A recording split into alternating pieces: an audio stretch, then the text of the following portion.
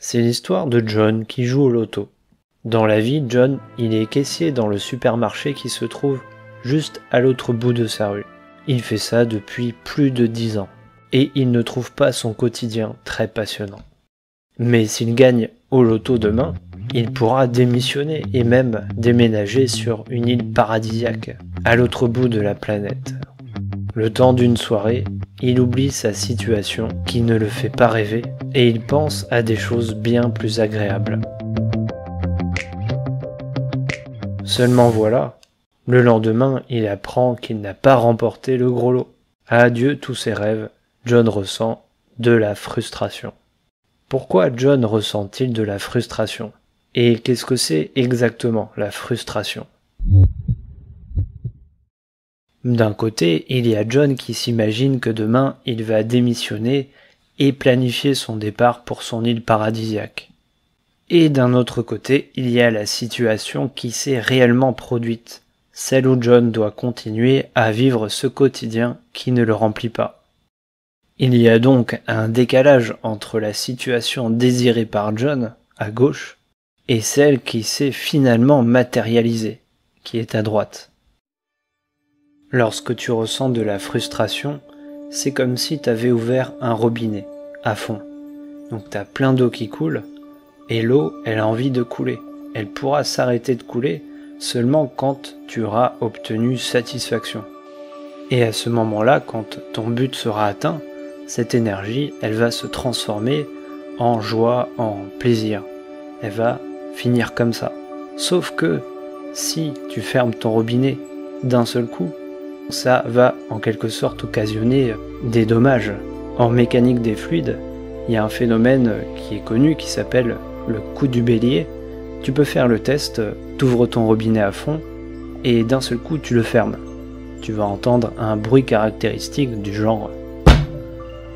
C'est une sorte d'onde de choc.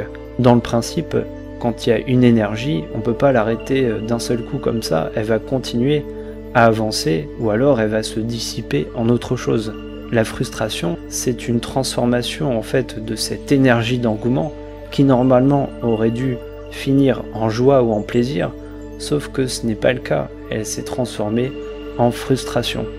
Et donc c'est une énergie comme ça qui circule à l'intérieur de toi, qui tourne en rond et sait pas trop comment se terminer. Et donc elle occasionne de la gêne, de l'inconfort.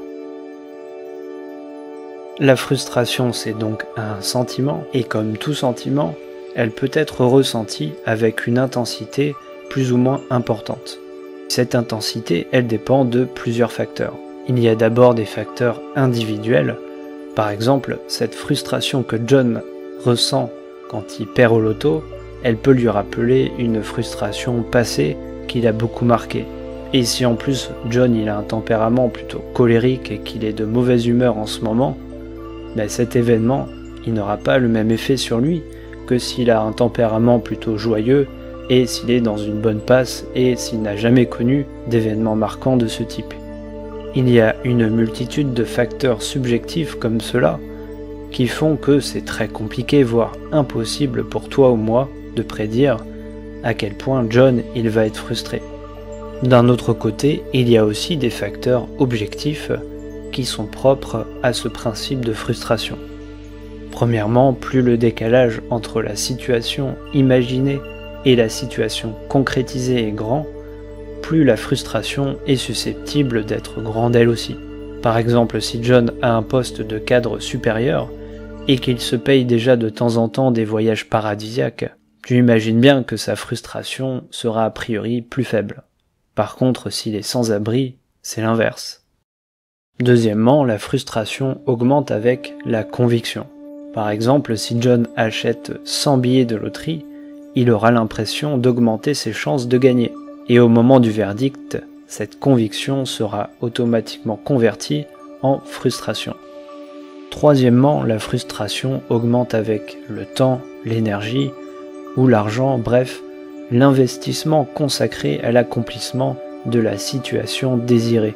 Quand John a acheté 100 billets de loterie, il a dépensé un petit pactole. Et au moment du verdict, ce sentiment de perte sera automatiquement converti en frustration. Et quatrièmement, j'ajouterai que comme tout sentiment, il y a le facteur répétition. Si John joue tous les jours et perd tous les jours à la loterie, il ressentira chaque jour de la frustration qu'il n'aura pas le temps d'évacuer. Et cette frustration grandira un peu plus chaque jour. Pour terminer, voici une citation qui résume, dans un sens, tout ce que je viens de te raconter. Cette citation, c'est « Le bonheur, c'est de continuer à désirer ce que l'on possède ». Je te laisse y méditer et je te dis à bientôt. Ciao.